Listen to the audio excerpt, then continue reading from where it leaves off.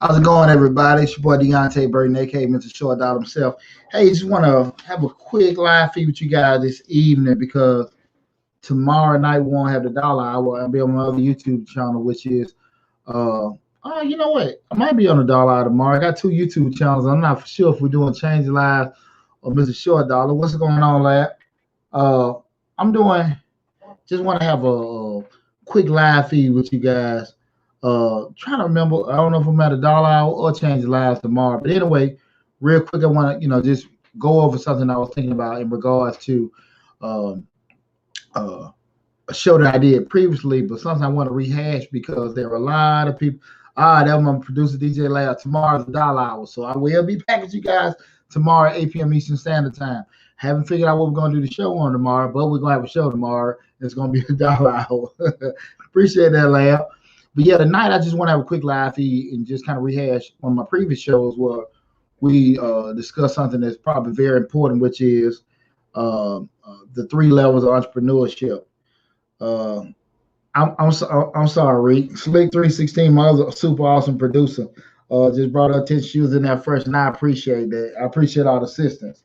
But and I want to say this something before I get started. I got a super team at Misfits Radio, Misfits TV. You guys need to make sure, if you haven't, you need to do it right now. So go to the YouTube channel, Misfits Radio, Misfits Media, and also check out Misfits TV on Roku. Download the app. You'll be able to catch out my show and all the other shows on Misfits TV. So I need you guys to do that. Again, that's Misfits TV on Roku or Misfits Radio on YouTube, Facebook as well. Subscribe to both channels and also download Misfits TV on Roku.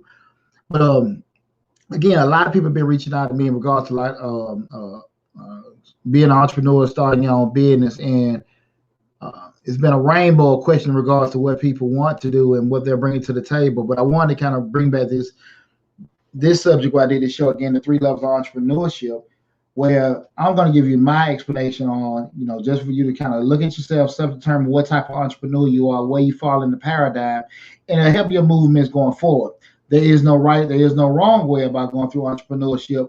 But I think once you get a grasp of the type of entrepreneur that you are, it's easy for you to navigate through the wilderness that I call entrepreneurship, okay? Before we get started, I am Deonte Burden, aka Mr. Short Dollar himself. Mr. Short Dollar, we talk about personal finance, business, entrepreneurship, and real estate investing. To stay abreast of everything, I need you, if you're looking on YouTube, hit that dollar sign in the bottom right hand corner. But right now, we are streaming live on Facebook, Instagram, TikTok, and YouTube right now. So you catch me from all these different platforms. That's why we got all these different angles going on.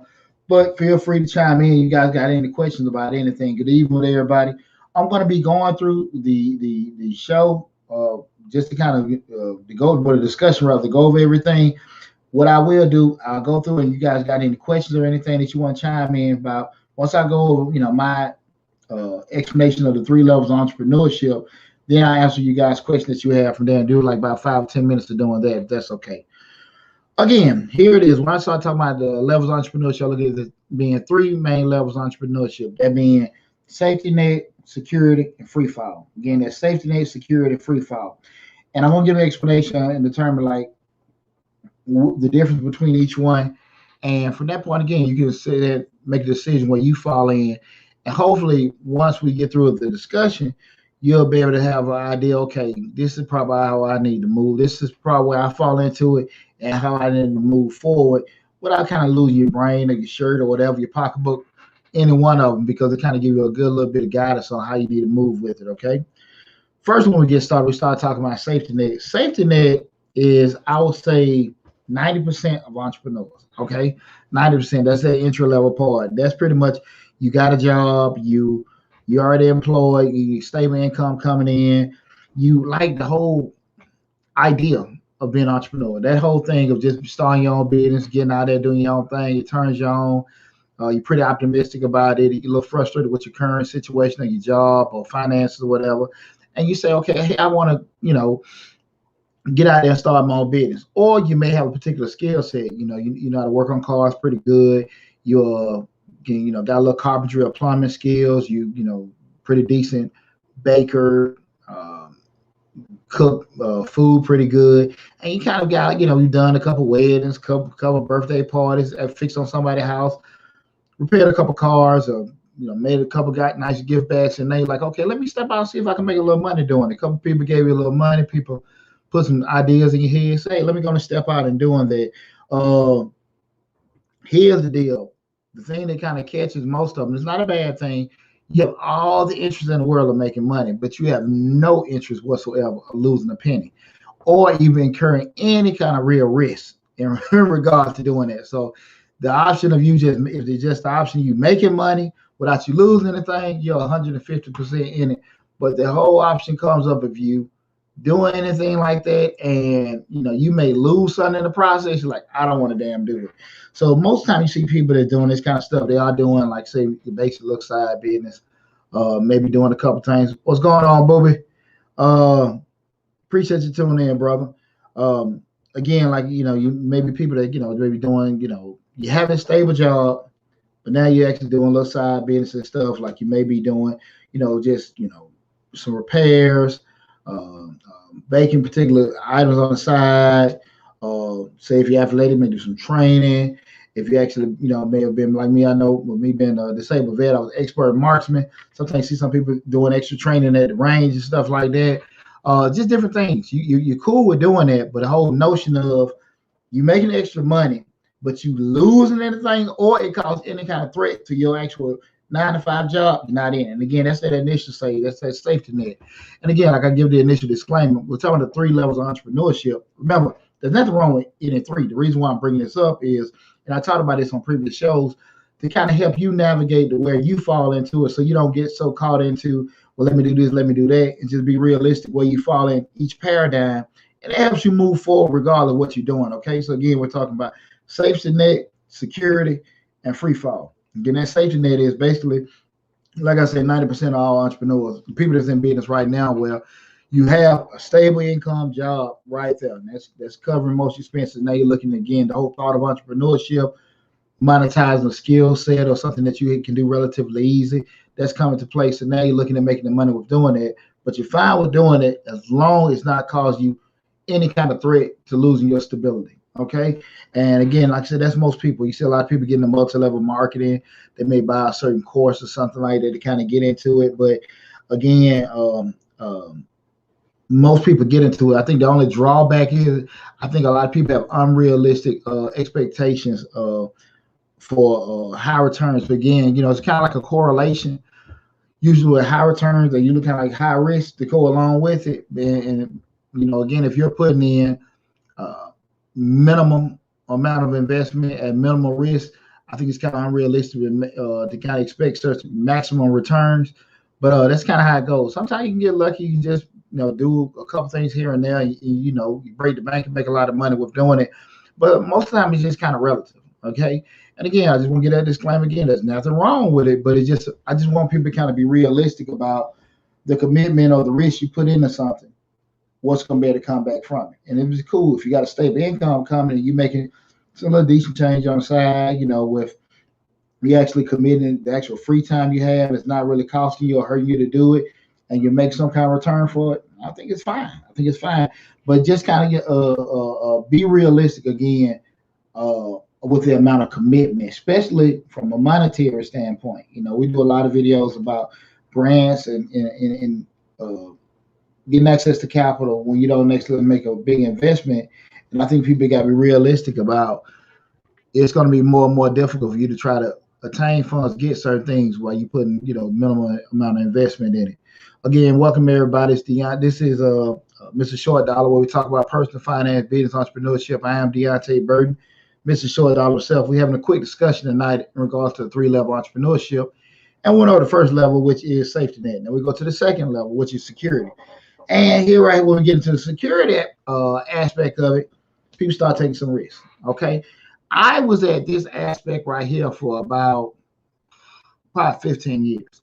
And this is people that still kind of have that stable thing where you have a job, decent income coming in, but now you're starting to take some kind of some risk that can cause you some damage. Okay. And perfect example of this, just say somebody, you have your job going and you decide to buy some rental properties. Okay. Those rental properties don't affect your quote unquote 9 to 5 or your standard of living. But again, you putting that risk out there with a rental property because you're making a monetary investment, you're making a credit investment. And if something bad happens to them, they can't pull from other things to do it. But it's also a risk. You just getting a mortgage, another mortgage. Again, we're talking about the second level of security. You still have that stable anchor right there. But now we're starting to go out there. You actually, I even look at myself. We're doing the rental properties, had a job. Also, even with my tax business, I was actually, getting leases on other things. Same thing I did with the salon. Like I said, I still had that steady anchor back there, but I also was out there, acquiring other things and taking things that could, put me in a hole. Some of them did hurt me. I ain't gonna lie to you.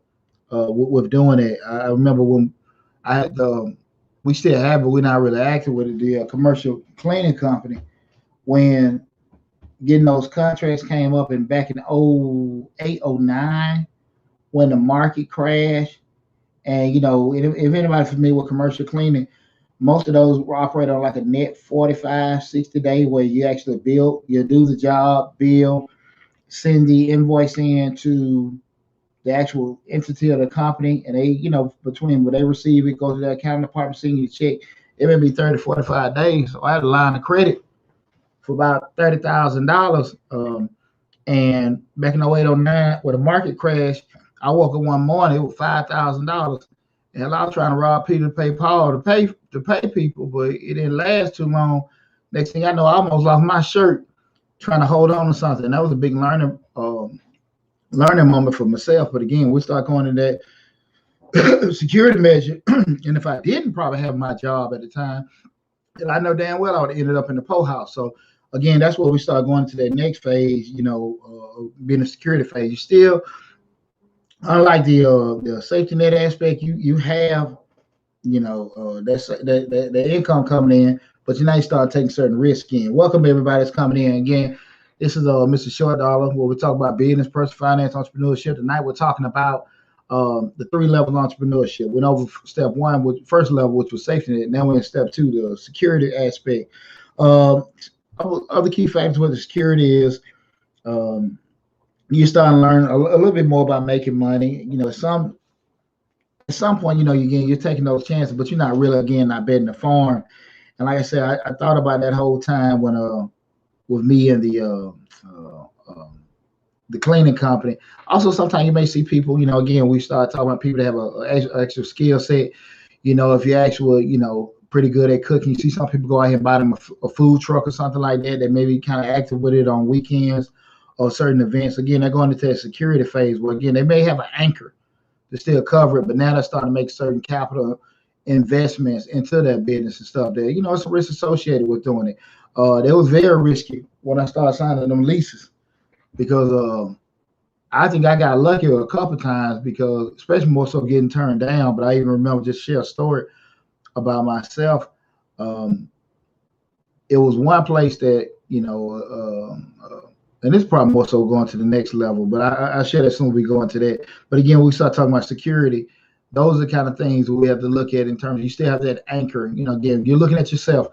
When we look at safety net, you just have your job and you're looking to make little minimal investments to kind of just take a little hustle, make a little extra money.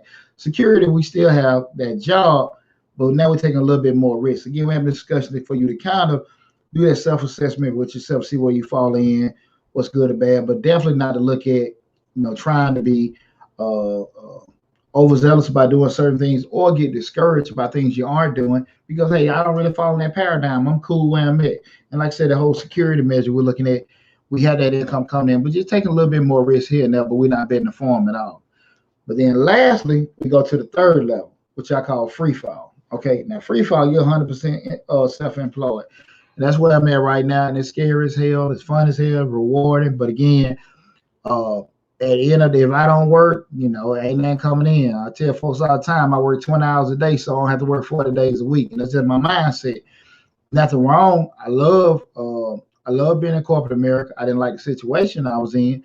And I just think everyone just needs to just do that self-assessment of what they want. Because again, 100% self-employment ain't meant for everybody.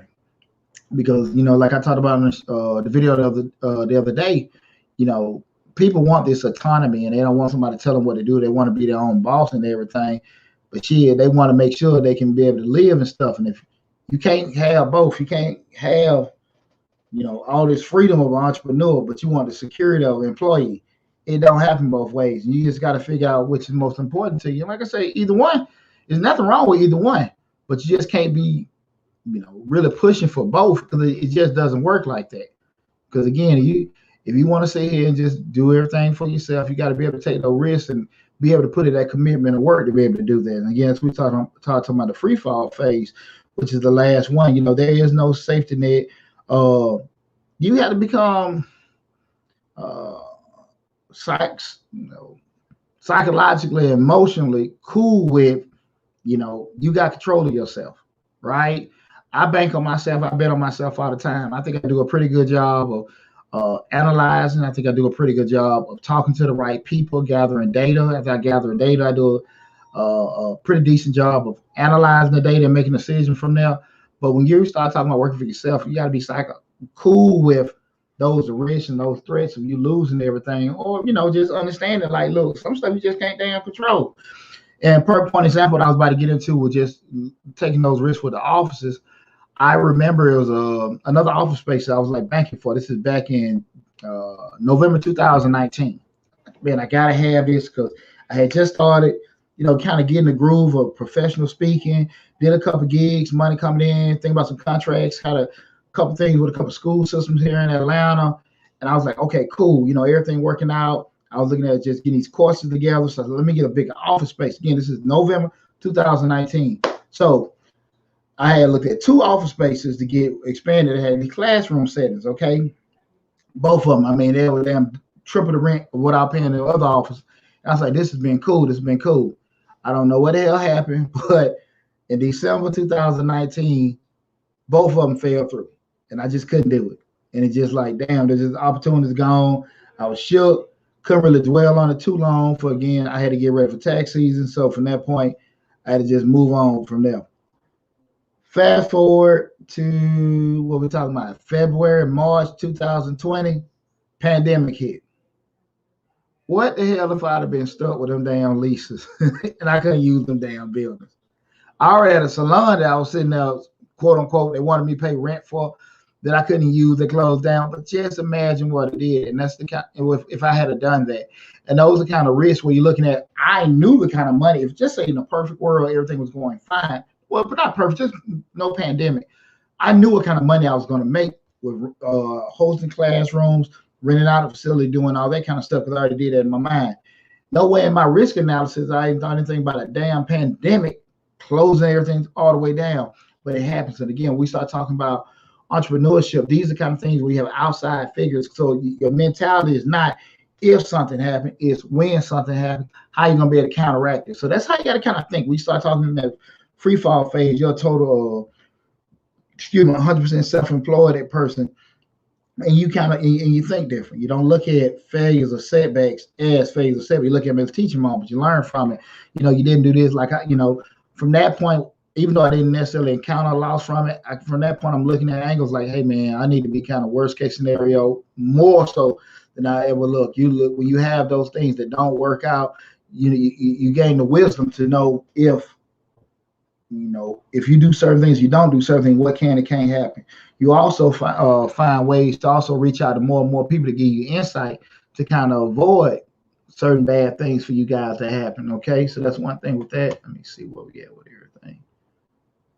All right, now we're back at I'm about to lose my train of thought with that. And another thing is, we start talking about that last aspect, free fall. You totally understand the concept of, and this is when I think a lot of people kind of get lost when they want to be entrepreneurs. That whole concept of delayed gratification. And what I mean by that is you constantly planting seeds for a harvest to come later on. A lot of times when people get in business, just like, especially if you're in that level one safety net phase, you want to do something and get paid. You want to do the task, do the gig, and get paid. Right? Nothing wrong with it. But when you go on that free fall, level 3, you constantly doing stuff now, and you might not see the money for next week, next month, next year. Case in point, tax season. Tax season come, and that's my main way of business. I started paying money for promos, training, everything, October, November, right? I don't start receiving money from tax season until probably the second or third week of February. So you're talking about going 3, 4, 5 months, putting out money and not getting any money. And then getting money for about from February, March, April, maybe some in May, right? So you're still talking about another 4 months of getting money, and then it damn stops. And you got to go another 8 months without any money coming in. So you're talking about already planting seeds, waiting for the trees to grow, and then when they grow, you better pick your fruit, and then it stop growing for another 8 months. You know, I want to do that. I mean, I'm just saying that's the kind of things that will happen all the time when you actually a self-employed individual. The money doesn't come like you're just doing these tasks. It's kind of like we shifting about the entrepreneur and the actual employee. Again, your mindset got to change in regards to how your money coming in, how you handling certain things and stuff. So again, when you want to get into that last level, that being the free fall level of entrepreneurship, you got to be kind of cool with it. Like, I'm doing tasks now that actually is going to bring something back later. Hey, you might do something that you don't damn get paid for. I'm talking about, I've done some gigs, here and there, or made some tasks happen, just create relationships to get access to people, to get access to certain systems or certain events and stuff. And you're always, playing that kind of circles with doing that.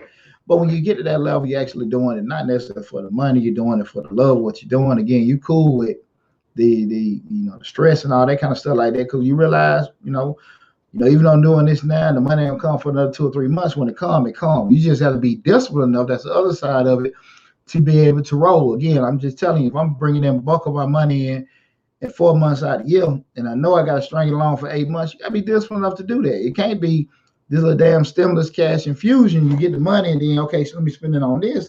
You got to be sitting here just, okay, let me just forecast this, lay this. You got to think like that, okay? And again, we're talking about a 3-level entrepreneurship, being number 1, safety net. That being, like I said, again, you got a full-time job. You're just doing, just some gigs or side work here and there. Where you're like, okay, I got a skill set. I can cook good dishes. I can fix on cars, paint, this, that, and that. But that's just something I do on the side in addition to my job. When I'm free and I'm available, I can knock it out for you, make me a little extra money. That's the first level, being safety net. Security, again, it's kind of similar to safety net, but I don't think different, taking a little bit more risk. Okay, look, we got this paint shop. We've been painting, and now I'm gonna go and get a lease for a building so I can store more of my equipment. We've been, just doing a little hauling here and there. We may buy us a vehicle or something. You're making some kind of capital investment, or making moving towards some kind of risk to further along that business, but you still have some kind of anchor to protect you if it doesn't go. And then level 3, which was considered the free fall, 100% self-employed. You got no backup to help you catch you. Everything ends up with you. Okay. Remember, we're going to go back to that original disclaimer. There's nothing wrong with any of the 3. You just got to be realistic where you are. You don't need to be worried about things, be at level 1 and worry about things that a person at level 3 should be worried about, and vice versa. Okay. Be realistic of where you are. Be very realistic of the individual that you are. If you're not a risk tolerant person, or a person that's kind of risk averse, you don't like taking chances and stuff like that, that don't mean you don't need to start your own business, but you got to be realistic about what level you can go into with doing this. Okay. That's why, like I said, you see so many people, they want to go into this digital currency, buy Bitcoin and everything, because the idea of making all this money on Bitcoin, it sounds great. But you know damn well, if you got $100 and you just cringe about losing $100 or anything, Bitcoin ain't the way for you to go. Okay, now you want to do like some Robinhood, you're putting in $5, $10 here and there, and just kind of gradually doing it each month. That's great. But actually going, hey, I'm just going to put all this money in the desk, I'm going to do that. That's not for you. Okay, be smarter. I talked on the video the other day. One of the biggest investments I think any entrepreneur at any level should be to make sure you invest in yourself. Make sure you learn as much as possible. You're growing your business and stuff. Again, that's your main asset when you can put money back into yourself or anything. But I really want to, have this little quick discussion with you guys in regards to those 3 levels of entrepreneurship, because again, a lot of people have been reaching out and asking me, hey, I'm looking to get started with this, I'm looking to get started with that, but they have not done that personal self-assessment in regards to their risk tolerance level in regards to entrepreneurship. Okay. It doesn't matter if you're going what part of the 3 you got. I love it regardless. I love anytime somebody looking to take the opportunity to take a chance on themselves, regardless of what level, how much they risking, or how much money they're looking to make. But anytime you're able to look at something that that you have a talent for, that you're able to do, and you can kind of monetize, I love it. Like I said, regardless of the level. But be realistic about what you're doing and the kind of commitment you got to be able to make. I just want everybody to kind of keep that stuff in mind, because we start looking at, again, there's no best way, but remember the each level turn really about your experience and knowledge that you have in a particular industry or business. Again, that risk tolerance, that is huge. You got to be realistic about it. It doesn't mean that you're scary because you don't want to lose your money. You just don't want to lose any damn money. But you don't need to try to get endeavors that will cause you to do that. Okay. And also keep in mind, I think this is very damn important, your personal capacity. Do you have access to money to be able to do certain things? Do you have credit to be able to do certain things? That doesn't mean you need to stop, but you need to be realistic on how you're going to go into this. If you don't have any damn money and you have all these big boy dreams of doing kind of stuff, let's pump the brakes and let's get a plan on how to get money first, instead of how to get this business going and stuff, and getting the money, because you'll get the money to start the business, but you don't have money to keep the damn business going. Okay. So let's focus on getting that first. Okay. That's very important. Again, the factors that determine each one: the knowledge and experience, the risk tolerance, and that damn personal capacity. How much money you got, how much credit you got. Okay. You got to be prepared for things, because again, guys, when you're in business for yourself, it's not if something happens or severity, it's just when it's going to happen. Okay, and you got to be kind of prepared for that. But I just want to have, again, that quick discussion with you guys tonight, where we talk about the 3-level entrepreneurship. Again, I am Deonte Burden, aka Mr. Short Dollar himself. Mr. Short Dollar, we talk about personal finance, business, entrepreneurship, and real estate investing. I appreciate you guys tuning in, everybody on TikTok, Instagram, Facebook, and YouTube. I love you guys. I appreciate you tuning in. Make sure if you're following us, whatever platform you're following us, you subscribe to the channel. You'll follow us on YouTube, hit that $ in the bottom right-hand corner. Same thing with Facebook, Instagram, follow us there. Keep reaching out if you got questions, anything like that. If you want to go further, you got a business set up, you have a question that go past, what was discussed on the video. Feel free to book an appointment and everything. And again, guys, we've had a lot of great growth on Mr. Short Dollar. I appreciate it and everything. But I just want to tell you guys, thanks from the bottom of my heart for all the support and everything you guys got. Let me see if I got any questions or anybody tuning in. Everybody's just saying, hey, good evening. How you guys doing? I appreciate you guys tuning in.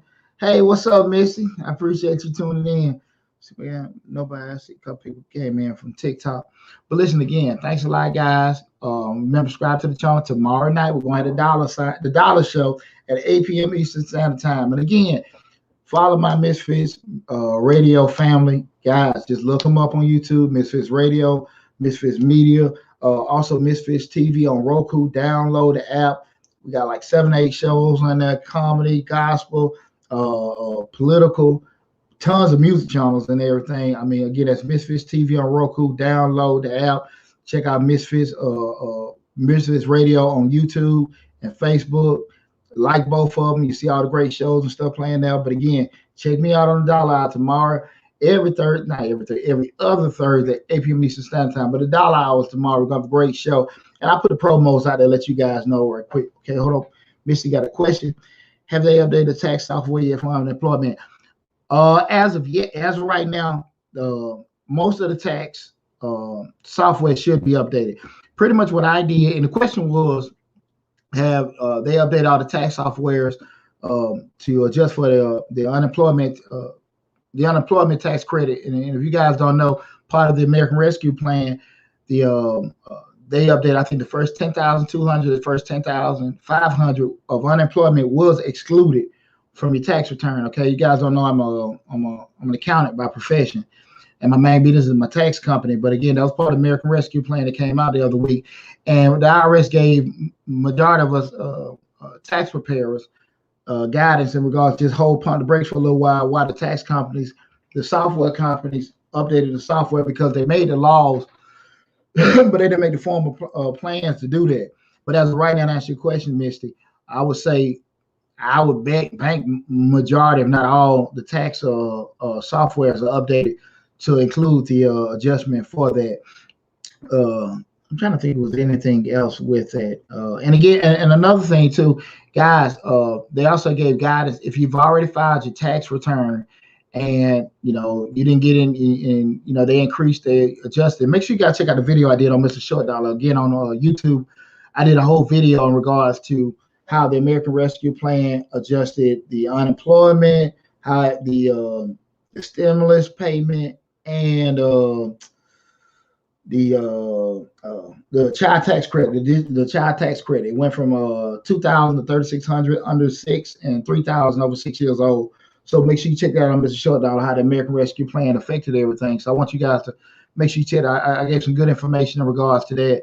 But with that all said, I want you guys to understand, if you have filed your return already, do not put an amendment in on your taxes. The IRS gave that guidance out again yesterday. They will make those adjustments. What they're going to do, they have not said yet, but they're saying do not make any kind of amendments to your return if it's been filed already this year regarding unemployment or child tax credit. They will make the adjustments. Just want to get that disclaimer because they did push that out.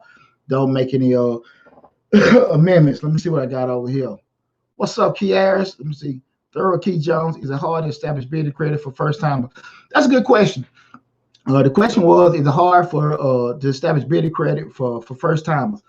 It's not hard. The issue comes up is more how patient the individual is going to be, because you see a lot of videos, a lot of people giving out information in regards to how to get business credit, and they're saying you can do this and do this and these different things. Then you go get it, you can get a loan.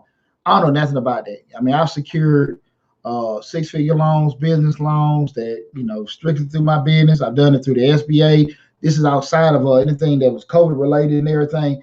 And I can tell you right now, that is not an easy process. But what I will say is this. Basically, this is how everything goes. We start talking about business credit. Okay, with your personal credit, when you try to get a loan, they're basically looking at two things. That being your credit, typically, and that can vary depending on who you're trying to get a loan from, and your actual income. Again, your personal credit, your personal loan, they're looking at credit and your income. Okay, and we're looking at a business loan, they're looking at your credit And typically, once you have over 700 score, they typically do.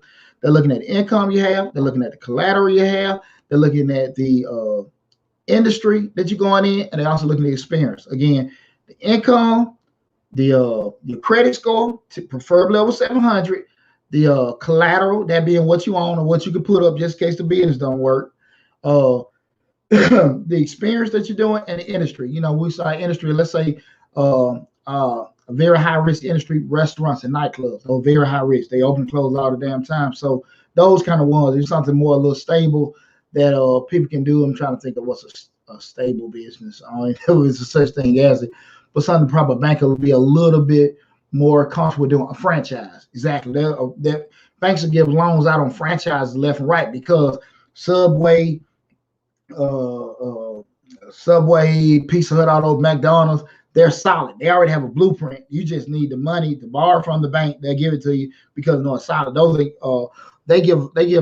banks give loans out on franchises like that because they have a proven system. You just have to bring the money to the table. They give you a loan to make that the down payment for the franchise. That that's considered something stable. So that's your question. It's not difficult.